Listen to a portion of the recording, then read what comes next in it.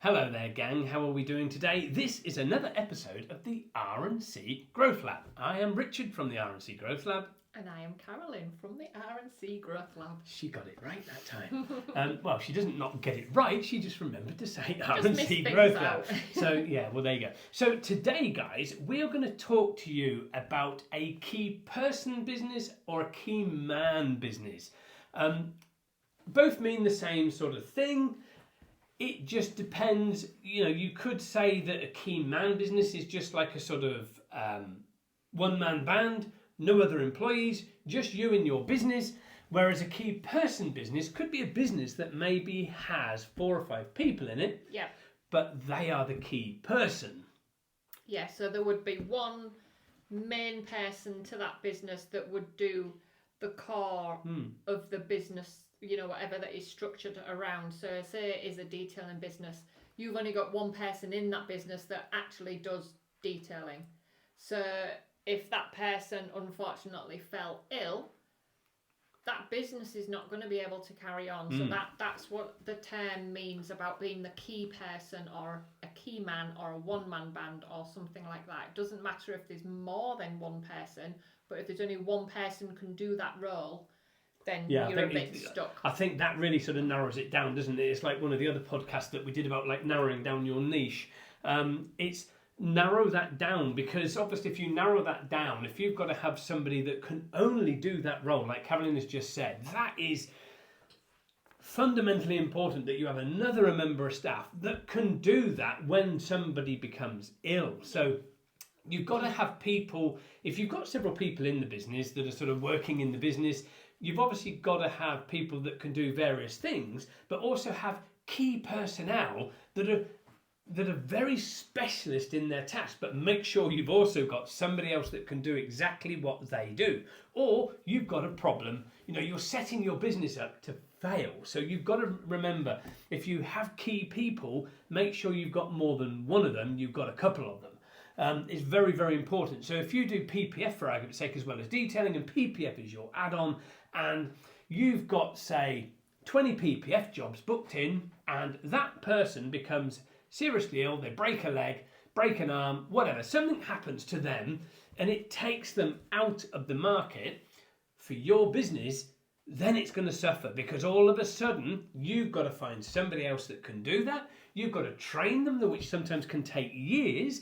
In the meantime, you've lost all that trade. All your website has to change. There's a huge expense that you've got to go through. Yes, you can outsource that, but what does that do for your bottom line? Mate, you couldn't outsource it at the same time. Like, those customers have taken time maybe out of their jobs, or you know, they've gone out of their way to book that in with you and book it in at that specific time. Your staff member that's your only PPF installer rings you up that morning, not being able to get out of bed because they're poorly, not sleeping. Or even they just overslept. But then you've got that whole day that person's put out, the whole day, the next day, could be over 3 days. That person is not going to get in with anybody else. Yes, they'll probably say, you know, sack it off and we'll go somewhere else. They're not going to be able to get into another place straight away. So, and if they can, I'll be questioning their PPF. Yeah, you're annoyed. They're annoyed. You know, it's your reputation. Yeah, exactly. The whole thing boils down to reputation as well at the end of the day. And they will be nervous rebooking with you, because they're going to think, is he going to let me down again? Is she going to let me down again? So you lose the trust that you've built up with that customer probably for quite a while. Or if not, you know, a potential future customer as well. They could have, you know, been thrilled with the job that you did, and they could have been a repeat customer over. You never know how much business you're losing from one job that you've got to put off. So if you've got a backup plan, somebody you can call in to do it as well, or learn it yourself, or whatever, whoever else is there, you know, you need a backup to be like, oh, so and so's poorly, can you please come and help me for a day? And they're like, yeah, of course. You know, it's great to have people like that that'll have your back when you need it. And the thing is, it's like, you know, just looking at that, it's great to have somebody with you that can help you when you need it, and they've got your back, you know, which is why we work well as a team. You need people. I can just sit here and just listen to her talk all day long because the knowledge that she's got is phenomenal, guys. And this is what is so brilliant about these podcasts. And this is why we love sharing our knowledge and our information and our wealth of experiences to you so that you can actually learn from where we've gone wrong in the past. And everything that we talk about, it comes from our own experiences for 40 years of running different businesses. And we've not run just a detailing business. We've had everything from, restaurants to nightclubs, pubs. More than we've got fingers. Yeah, oh, absolutely. I mean, we've had stacks and stacks and stacks of businesses. And we've always been both involved in those. Now, the pub and the nightclub, Carolynne wasn't so much involved with, but she was still sat at home. When she was at home and not at the club or at the pub, she was here doing back-end things like obviously sorting out finances, sorting out banking, sorting out money coming in, helping on that sort of thing. So I still wasn't a key person in that business, and I had staff there as well. So it also helped. So all these things you've got to bear in mind. You've got to make sure you've got a backup. So if you are a single person business and you're very happy being that single person business and you don't really want to sort of scale it big time to sort of start doing millions of pounds or whatever in your business, then obviously you've got a very good profitable job is how we sort of class it as, rather than a profitable business. But don't be afraid to ask for help. There are going to be days where you're not going to be able to get out of bed. You are going to be poorly. Accidents do happen. I've been in that position where I had accidents happen. I broke my foot. I couldn't do things. I can't get out. I've got to rely on Carolynne. I've got to rely on customers bringing cars to me. And I'm still trying to sort of detail cars with a broken foot, trying to hobble round, driving a car as well when I shouldn't have been. But that's how it goes. This is what you do, like 20, 30 years ago to survive, to get you to where you are. You've got to do these things, but you shouldn't be driving your vehicle with a broken foot because your insurance company will never cover you. Please do not try this at home. Do not try this at home. Do not listen to what I just told you. Do not do this. Delete that bit. But you've got to get the help, guys. You've got to be prepared to ask for help. It's the things you can do to save you a lot of time so that this profitable job actually does become a profitable business for you, but still as a one-man band. That's the thing. You've got to look at ways that you can save time and money. Yeah, I think time management is extremely important. Time is money, as they say. But just streamlining certain things that might take you a while to do, be it your social media post, have an hour on a Sunday morning when you would normally, just be chilling with a cup of tea, a cup of coffee or whatever you like to do on a Sunday morning. Just schedule a few posts to go out. Schedule a whole week of posts to go out. I mean, we'll do another podcast that's specifically about social media. Oh yeah, we will do, definitely. There's lots and lots to talk about. Rabbit hole, that, my God, yes. Yeah, but time management I think is really important. Find ways to make shortcuts of the things that take up the time, or the things that you don't really enjoy doing so much, as getting out and doing the actual work. So, but the help thing, I think, don't be afraid to ask for help, physically, people to come in and help you. But I think also mentally asking for help. Or if there is a job that comes in, say, let's go on the detailer route again, you're a detailer, there's a job comes in, there's someone's got a stain on their leather. You need to ask, don't just go in there all hell for leather, excuse the pun. But you find out the right way to sort it out. If you're not very confident in that little part of that thing, do not be afraid to go to people and ask the specialist, ask the person that knows and makes money from doing that kind of, restoration, cleaning, whatever it needs.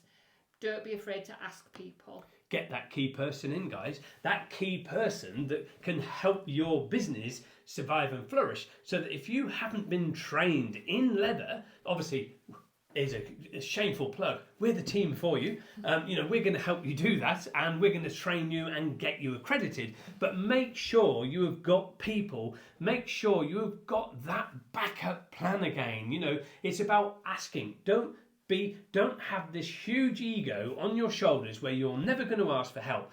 You don't have an ego when your business has failed.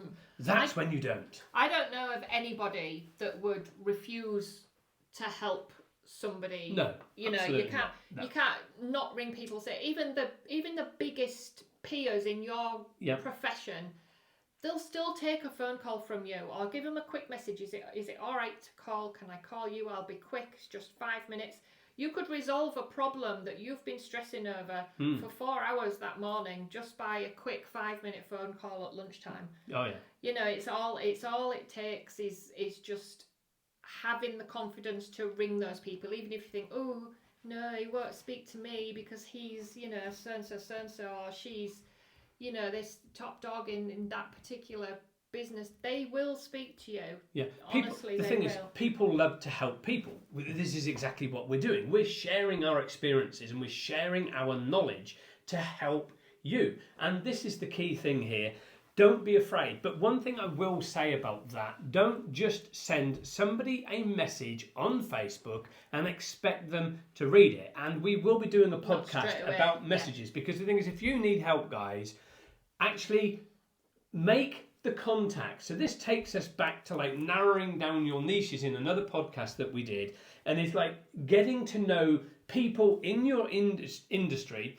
Get their contact details, have them on file. If you get stuck, pick up the phone.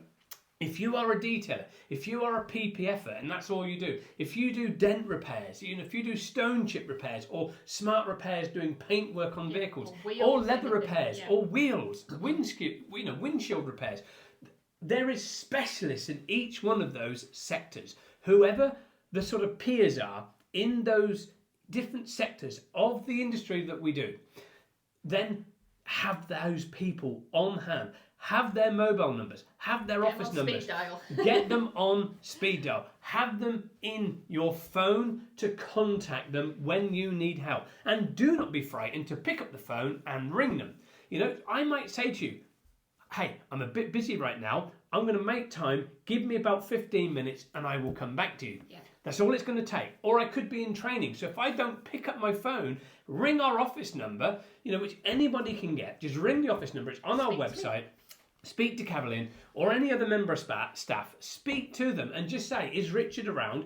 And then they'll tell you, you know, he's maybe running a training course or he's driving or whatever. And then we can, you know, they will get a message to me. And when I stop or I get to lunchtime or whatever, or a break for the trainees, I will pick up the phone and ring you, and I will waste my break and do it, and I'll spend that time with you to get you out of that hole that you're in. Let's get you sorted. Don't be afraid to ask for help, guys, because the thing is, I see so many people out there struggling within our profession, no matter whether it's boats or cars or planes, no matter what it is, home furnishings, fashion industry, you struggle because you've got too much of an ego on your shoulders to actually just say, can I get some help, guys? I'm stuck. Yeah, and do it straight away. Don't wait until you've stressed over it, gone home and slept on it, and you know, there's no need. Festered. Just ask for help straight away. Get the help you need, and then resolve the problem yourself. You're still resolving it yourself. You've just asked for a little bit of advice, so there shouldn't be any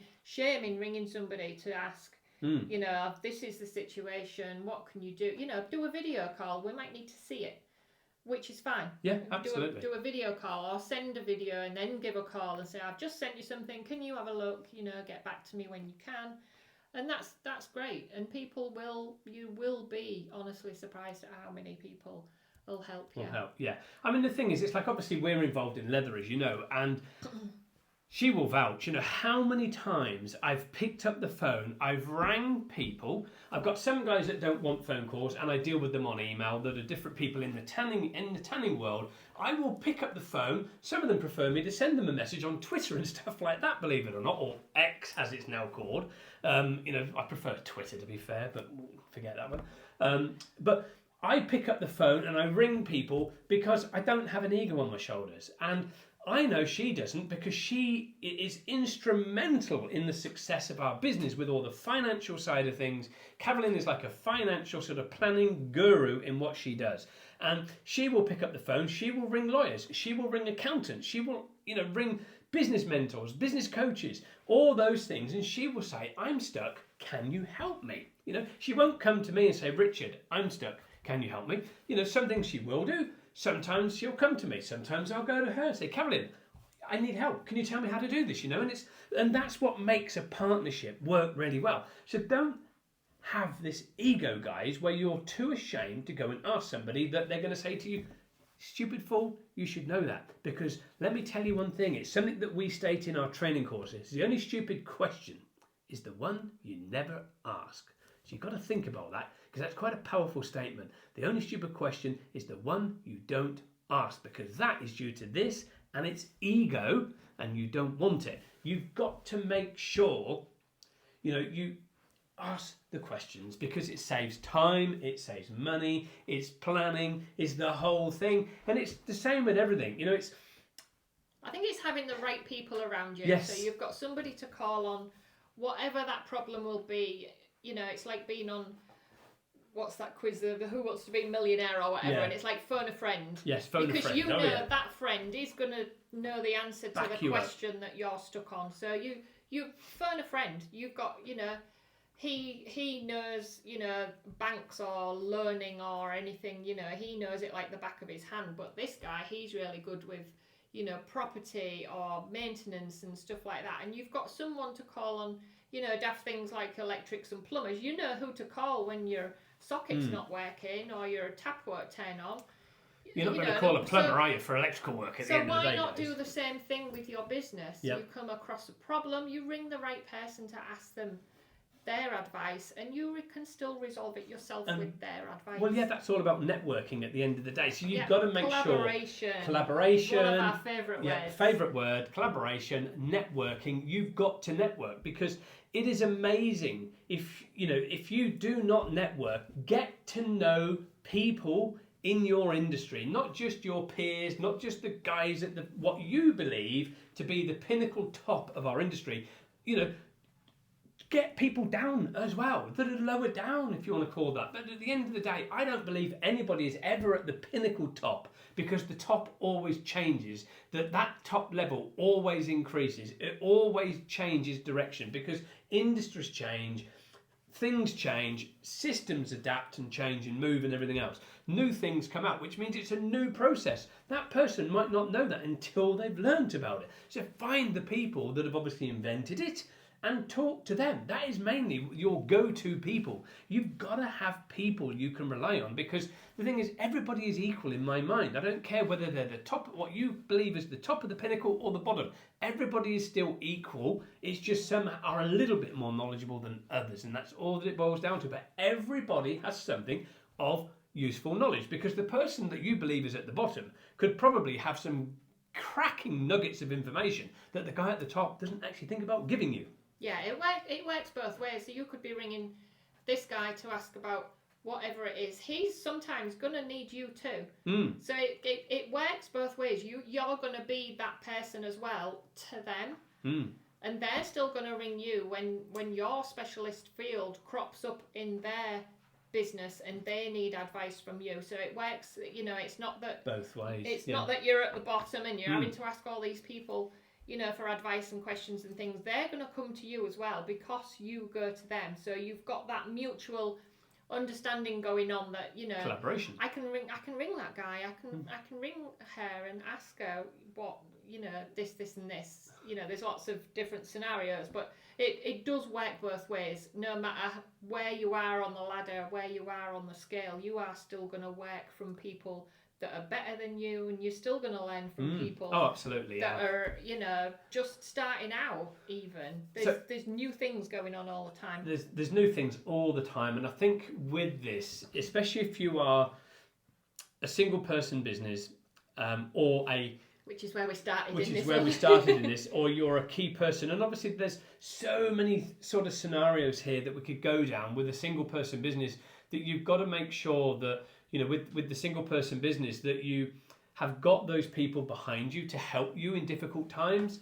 Or if, you're a key person in a business, but a member of staff lets you down and all of a sudden you're up against it, that you can ring somebody and say, I need you to help me. I've got this problem. So-and-so suddenly fallen ill. They must have a virus. They've gone home. They've left me in the lurch. I've got to get this vehicle out by 5 o'clock tonight. I'm doing one myself. It's never going to happen. Are you free? that maybe we get this vehicle out by 5 o'clock, and then I come and help you tonight and get your vehicle out for you if it has to be out tomorrow, sort of thing. So all these things, that's two people joining together and helping and collaborating. So please make sure that you do have somebody, if you are a key person in that business and you have a member of staff, that you do have somebody that can help. And that means if you happen to have to go home because of a virus, that member of staff, once the key person's taken out, they can also call somebody to have a book with all these things in, so that that member of staff or those member of staff can call somebody that can help them come in and do what the key person does. Yeah. So because or at least it look saves it your up business. if it's all wrote down, or on a system, on a CRM, file, or so there you go. anything. CRM. Yeah, anybody can log in and see the details. They don't have to be, excuse me, I know you're really poorly and your head's probably down a toilet, but can you just help me with this? I just need to know one thing. If it's all in a book or all on the screen or whatever system you want to run, CRM systems are available. Yeah, yeah. There's then they can look themselves, they can resolve the problem themselves. They don't have to bother you at home, when you're trying to sleep or whatever, to get over what horrible bug you got.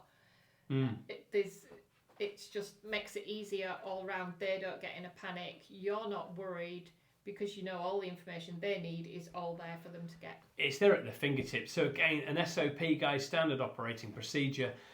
You need something like that written down and documented. So if you have to shoot out, it could be that you need to go to a family member. You could have a kid at school that's fallen over and you want to get to that child as quick as you possibly can. Talking as parents, that's exactly what I would want to do. I'd down my tools and I would go.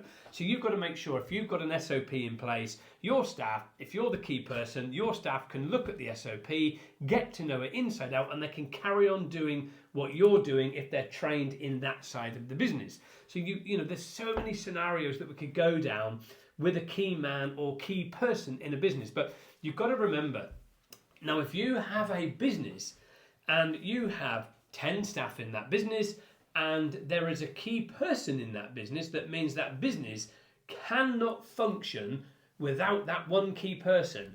You really are setting yourself up for failure. Doesn't matter how much money you're turning over. You could be turning over £10 million a year. If there is one person that is instrumental to the key success of that business, and they are that key person, they get taken out of that business, it will fail very quickly, because they are the key person to that business. So it's very important that if you are setting up a business and you're scaling it to that sort of level, you've got to have somebody else in there that is not just one person as a key person. You've got to have somebody else in there that can do things if that one key person becomes very, very ill. So you could be like a computer programmer, and you could maybe have one person in that business. You could have 9 salesmen, one person that owns the company, and the other person, the 10th person, is the computer programmer. That computer programmer decides to say to you one day, I'm leaving. What's that going to do to your business, and where is it going to leave you? Think about that, guys, because it's very important that you do think about that. Key person business is a very dangerous business to be in. It's a very weak position to be in. You're never going to be able to scale the business on that, no matter what you do or no matter what systems and processes you have in. Because if that's one key person that is the designer of that software, you are in serious problems. So you've got to bear that in mind. It all boils down to the backup plan, doesn't it? It's all we've talked about planning and things before, but mainly we talked about pre-planning. I think having a backup plan as well is really important, so that if one part of something fails, you can infill. They might not be quite as great, but they can infill for the time being and slot in to the cogs to keep them turning, and it just slots in and it keeps moving. I like to call it the cog. I think I'm the cog. Yeah.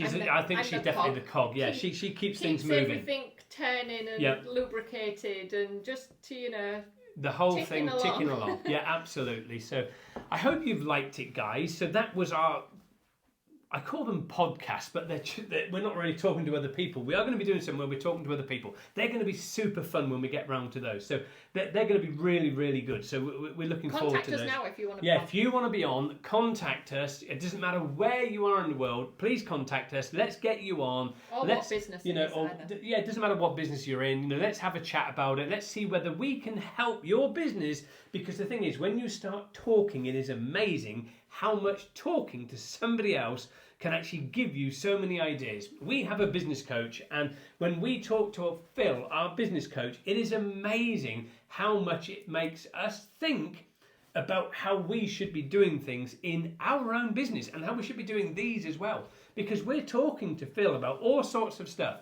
and it could literally be anything about just targeting one single product. But the thing is, that makes you think so differently when he's talking to you, you know, saying this and that and this and that, and your mind is really ticking over, and it really does help, guys. So again, this ego, get rid, ask questions, don't be shy.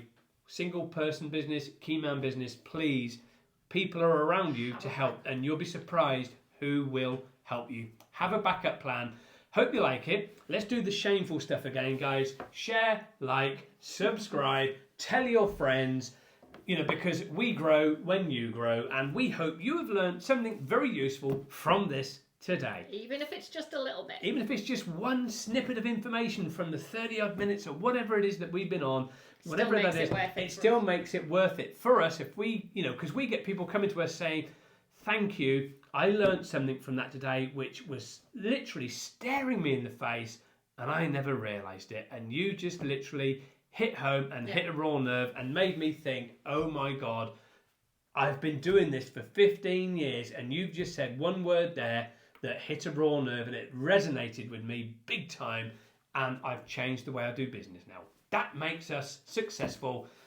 We're like highlighters. Yeah, we like to highlight things. Yeah, I like that word. You see, this is talking. You see how you see what we mean? Talking, how it makes you do things. So in the next one, you're going to see me in complete fluorescent orange, and you're going to be in fluorescent yellow. We're going to be. Oh no! Let's go down like the pink, shall we? Yeah. So highlighters. So there you go.